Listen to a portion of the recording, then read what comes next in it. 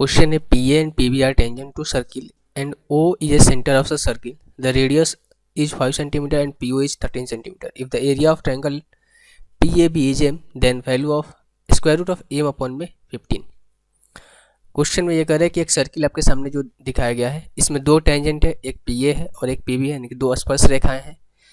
दोनों स्पर्श रेखाएं P पर आके क्या करती है, मीट करती है और इसका सेंटर जो है O है और रेडियस हमें दे के रखा है 5 सेंटीमीटर, यानी कि रेडियस कितना है 5 सेंटीमीटर है और PO की लेंथ कितनी दे रखी है 13 सेंटीमीटर। ये पूरा का लेंथ कितना है 13 सेंटीमीटर और हमसे ये बोला गया है कि इसका जो आपको बताना है कि ट्रायंगल का एरिया PAB, यानी कि यहाँ से कुछ कंस्ट्रक्शन करना होगा हमको, यानी कि इस लाइन को यहाँ से मिलाता हूँ। अगर मैं इस लाइन को यहाँ से मिलाता हूँ तो ये बोला गया है कि PAB का एरिया आपको फाइंड करना है। तो मैं इसको हाईलाइट करता हूँ कि ये जो एरिया आपको फाइंड करना है, किसका फाइंड करना है, इसका फाइंड करना है। अभी आपके लिए क्या हो जाएगा, मुश्किल हो जाएगा फाइंड करना। क्यों? क्योंकि हमें इसकी लेंथ पता करनी पड़ेगी, यहाँ से लेकर यहाँ तक की लेंथ पता करनी पड़ेगी। क्योंकि जो 13 सेंटीमीटर है वो O से लेकर P तक का लेंथ है। चलिए इस क्वेश्चन को कैसे करेंगे देखते हैं।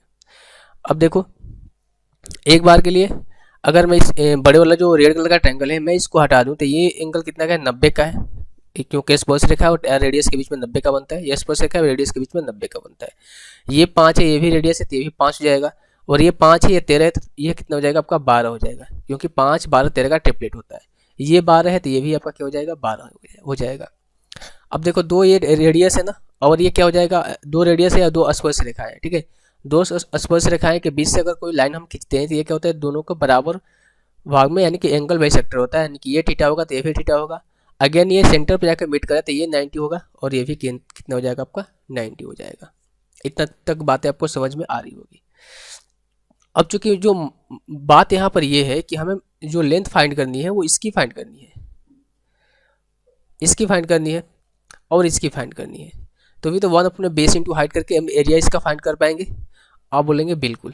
अब ये कैसे करेंगे, देखो एक ट्रायंगल की प्रॉपर्टी होती है, मैं वो आपको यहाँ से बताने की प्रयास कर रहा हूँ। अगर ये ट्रायंगल है, यहाँ से ट्रायंगल बना ही देता हूँ। अगर ये ट्रायंगल है, ठीक है, ऐसे लेता हूँ, इसको ऐसे मिलाता हूँ, फिर यहाँ से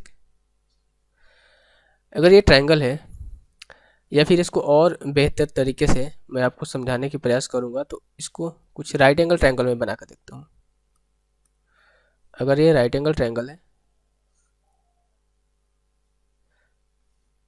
इससे आपको अच्छे से समझ में, अगर ये राइट एंगल ट्रायंगल है और यहाँ से ये किसका, इस पर एक परपेंडिकुलर ड्रॉ किया गया है। अगर मैं आपसे ये बोलूँ, ये साइड A है, ये B है और ये साइड C है और ये साइड को हम M मान लूँ। अगर मैं पूछूँ कि M इक्वल्स टू क्या होगा, तो अगर मैं इस ट्रायंगल का एरिया बोलूँ तो आप बोलोगे 1/2 into A into B, base into height हो जाएगा। अगर इसको मैं बेस मान लूँ, जो ये साइड है, जो यहाँ पर मैं कर्सर घुमा रहा हूँ, अगर मैं इसको बेस मान लूँ, हाइपोटेनस साइड को बेस मान लूँ और इसको जो M साइड इसको हाइट मान लूँ, तो इसको क्या आप क्या बोलोगे, हो जाएगा 1/2 इंटू AC इंटू M हो जाएगा, ठीक है। ये 1/2 इससे 1/2 क्या हो जाएगा, कैंसिल आउट हो जाएगा। अगर मैं यहाँ से M की वैल्यू निकालूँ तो हो जाएगा क्या, A इंटू B अपन में हो जाएगा C। कितना हो जाएगा, A इंटू B अपन में हो जाएगा कितना आपका C। नाउ अब मैं आपसे ये बोलूँ कि मैं इस ट्रायंगल को लेता हूँ, जो मैं आपको यहाँ से दिखाई दे रहा है, ये ट्रायंगल को मैं यहाँ से इसको भी ड्रॉ कर देता हूँ ताकि आपको अच्छे से समझ में आए। अगर मैं इस ट्रायंगल को लेता हूँ, दूसरे कलर से ड्रॉ करता हूँ, हाँ इस कलर से, देखो ये ट्रायंगल को मैं लेता हूँ यहाँ से लेकर यहाँ तक जो है, ताकि आपको एक एक बात क्लियर हो जाए। अगर मैं इस ट्रायंगल को लेता हूँ, इस ट्रायंगल को क्या है, A है, ये O है और ये P है, ठीक है, AOP। अगर मैं इस ट्रायंगल के लेता हूँ और मैं इसको मान लेता हूँ M, अगर या फिर S मान लेता हूँ, ठीक है, इसको मान लेता हूँ S। तो अगर मैं AS को अगर मैं हाइट मान लूँ और इसको मैं बेस मान लूँ तो इसका एरिया क्या हो जाएगा। अगर मैं इसको ये साइड, अगर A साइड निकालूँ अकॉर्डिंग टू प्रॉपर्टी, तो ये क्या हो जाएगा, ये हो जाएगा कि आपका A इंटू B अपन में C। A क्या है इसमें, A क्या है इसमें, A जो है इसका क्या है, रेडियस है। ये जो क्या है इसका हाइट है, हाइट कौन सा हो जाएगा, ये रेडियस। तो ये हो जाएगा कितना आपका 5, यही है ना, ये 5 है, इंटू और बी क्या क्या है इसमें, बी क्या है इसमें, बी है बेस, और बेस इसमें कौन सा है, देखो ये टेंजेंट वाली लाइन है, यही तो आपको बेस है, क्योंकि इसी से ये 90 का बना रहा है कोण, ये 90 का कोण इसी से बना रहा है, तो यही इसका बेस हो जाएगा, तो हो जाएगा 12। हाइपोटेनस कौन से, ओ से लेकर पी तक क्या है इसका हाइपोटेनस है, तो बटे में हो जाएगा कितना आपका 13, तो ये कितना हो जाएगा आपका 12.60 अपन में 13, यानी कि जो ये लेंथ आ गई, ये लेंथ कितनी आ गई 60/13। अगर ये लेंथ 60/13 है तो ये क्या हो जाएगा, इसको दो पार्ट में डिवाइड करें तो ये भी 60/13 हो जाएगा। आप बोलोगे बिल्कुल, ये लेंथ भी 60/13 हो जाएगी। तो कहीं ना कहीं अगर मैं आपसे ये बोलूँ कि अगर मैं एक ट्रायंगल का एरिया निकाल लूँ तो दूसरे ट्रायंगल को 2 से मल्टीप्लाई कर दूँ तो ये पूरे ट्रायंगल का एरिया निकल जाएगा। आप बोलोगे बिल्कुल। अब देखो, अब मैं यहाँ से एक और ट्रायंगल बनाता हूँ ताकि आपको अच्छे से समझ में आ जाए और अच्छे से, तो जगह की भी कमी पड़ रही है, ठीक है। तो मैं दूसरे यहीं पर मैं कोशिश करता हूँ, ठीक है। अगर मैं दूसरे ट्रायंगल यहाँ से बनाना चाहूँ, ये हो गया, मैं चाहता हूँ कि आपको एक एक चीज़ आपको क्लियर से अच्छे से समझ में आ जाएगा। ये दूसरा ट्रायंगल है आपका, इसमें ए ट्रायंगल कौन सा मैं ले रहा हूँ, ए एस, और ये मैं पी ट्रायंगल ले रहा हूँ। अगर इसमें ये क्या है आपका 60/13 है, 60/13 है, और ये ए से लेके पी तक की लेंथ कितनी है 13 सेंटीमीटर, सॉरी ये हमको नहीं पता है, ठीक है। और हाइपोटेनस इसका कितना है 12 है। तो अगर मैं पाइथागोरस थ्योरम का इस्तेमाल करूँ तो पाइथागोरस थ्योरम क्या करता है कि अगर कर्ण के स्क्वायर माइनस का लंब का स्क्वायर इक्वल्स टू क्या होता है, ये आधार का स्क्वायर होता है। तो अगर मैं ये निकालूँ तो कह सकता हूँ कि 12 का स्क्वायर कितना हो जाएगा 144, माइनस का ये 60 का स्क्वायर, 60 का स्क्वायर 36 होना होता है। इसको ऐसे करते हैं, मैं क्या करता हूँ इसको दूसरे पेज पर बनाता हूँ ताकि आपको और अच्छे से समझ में आए, ठीक है। ओके, मैं इसको थोड़ा रिमूव कर देता हूँ।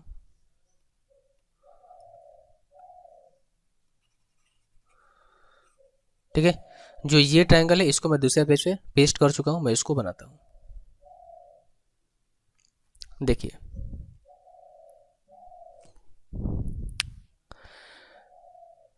ये जो ट्रायंगल है आपको,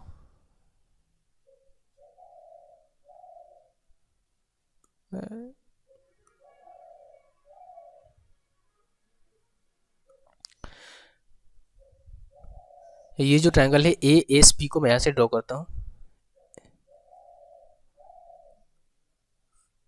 ताकि जो भी चीज़ आप समझे थोड़ा सा टाइम लग जाए पर आपको क्लियर समझ में आए, ताकि बाद में कोई भी परेशानी ना हो। इस तरह क्वेश्चन आप चुटकी में उड़ा दें। ये ए से ये ए है, ये ए से और पी है। हमने अभी आपको निकाल कर दिखाया कि ये कितना है 60/13 आया है, ये जो लेंथ है 60/13 आई है, और ये हाइपोटेनस है कितना 12 है। तो हमें ये लेंथ निकालनी है एस से लेकर पी तक, लेंथ हमें क्या करनी है निकालनी है। तो बाई पाइथागोरस थ्योरम हम क्या करेंगे, एस पी के स्क्वायर इक्वल्स टू ये होता है क्या स्क्वायर रूट ऑफ, ये हो जाएगा कितना आपका, ये हो जाएगा क्या एस ए पी के स्क्वायर, यानी कि ये हो जाएगा 12 का स्क्वायर माइनस का ये 60/5 का 60/13 का स्क्वायर, 60/13 का स्क्वायर, ठीक है। अगर मैं आपसे ये बोलूँ यहाँ से 12 के स्क्वायर को कॉमन ले लूँ तो ये हो जाएगा क्या आपका, मैं 12 के स्क्वायर को यहाँ से कॉमन लेता हूँ तो ब्रैकेट में यहाँ पर 1 बचेगा, यहाँ पर 5 के स्क्वायर अपन में 13 के स्क्वायर। अगर मैं यहाँ से एलसीएम लूँगा तो ये हो जाएगा कितना आपका, यहाँ से हो जाएगा 13 के स्क्वायर माइनस का 5 के स्क्वायर अपन में ये हो जाएगा कितना आपका 13, यही होगा 13 का स्क्वायर, ठीक है। अगर मैं यहाँ से फर्दर इसको कैलकुलेट करूँ और तो ये कितना हो जाएगा आपका 13 का स्क्वायर माइनस 5 का स्क्वायर क्या हो जाएगा 144, अगेन ये क्या हो जाएगा 12 का स्क्वायर, 12 का स्क्वायर इंटू 12 का स्क्वायर अपन में ये हो जाएगा कितना आपका 13 का स्क्वायर। ओके, तो यहाँ से ए से लेकर पी तक का जो लेंथ आ गई, अगर मैं इसको रूट से बाहर निकलूँ तो 144 अपन में ये हो जाएगा कितना आपका 13, यानी कि ये लेंथ कितनी आ जाएगी 144 अपन में 13 आ जाएगी। इतना चीज़ इतना तक बात आपको क्लियर है। आई होप ये चीज़ जो है आपको क्लियर हो गई होगी, ठीक है। ए से लेकर पी तक लेंथ कितनी हो जाएगी, कितनी हो जाएगी आपका 144 अपन में 13 हो जाएगी, ठीक है। अब यहाँ से क्वेश्चन पर आते हैं, अपने क्वेश्चन पर कहाँ गया, हाँ। अब हमें पूछा गया है कि जो एम है यानी कि हमें एरिया जो निकालना है किसका, ए पी और बी का जो एरिया है इसका एम अपन में 15 आपको निकालना है, square root of m upon में 15 निकालना है, ठीक है। तो इसका एरिया कितना हो जाएगा, ए एस पी का एरिया 1 अपन में 2 इंटू बेस इंटू हाइट होता है, ये हो जाएगा कितना आपका 1 अपन में 2 इंटू बेस इंटू हाइट। अगर मैं यहाँ से लिखूँ इसको 1/2 इंटू बेस इसका कितना है 144/13 और हाइट कितना है 60/13 यही है इसका एरिया। तो आप बोलोगे बिल्कुल जी सर, लेकिन ये एरिया किसका है, ए एस पी का है, हमें तो पूरा ए पी और बी का एरिया निकलना है। और चूंकि ये क्या है सिमिलर ट्रायंगल है तो इसका 2 से मल्टीप्लाई करेंगे तो ये दोनों का एरिया हमें निकल कर आ जाएगा। यहाँ से लेकर यहाँ तक जो रेड ट्रायंगल आपको दिख रहा है ना, इसका एरिया निकल कर आ जाएगा। तो हम यहाँ से क्या करते हैं 2 से मल्टीप्लाई करते हैं, 2 से 2 कैंसिल आउट हो जाएगा। अब पूरे का एरिया हमें निकल गया, लेकिन इसने पूछा है कि पूरे का एरिया अगर एम है तो हमें square root of m upon में 15 निकालना है। Square root of m upon में 15 यानी कि 144 इंटू 16 अपॉन में 13 इंटू 13 अपॉन में कितना 15। 15 से कितने बार हो जाएगा 4 बार में, और यहाँ से 4 का रूट 2 होता है कि 44 का 12 होता है, यानी कि 12 गुना 2 अपॉन में कितना हो जाएगा 13, और ये हो जाएगा 24/13। तो 24/13 जो इस क्वेश्चन का आंसर हो जाएगा। काफ़ी बेहतरीन क्वेश्चन था और मैंने इसको समय लेकर अच्छे से समझाया ताकि आपको इस तरह के क्वेश्चन काफ़ी आसानी से बन जाए। ऑप्शन नंबर बी जो है इस क्वेश्चन का आंसर हो जाएगा। आप एक बार 2 बार इस वीडियो को देखिएगा ताकि इस क्वेश्चन को अच्छे से आप समझ पाए। काफ़ी अच्छा क्वेश्चन था और ये CGL में CHSL में क्वेश्चन आया था। आप सोचो ये CHSL में क्वेश्चन आया था।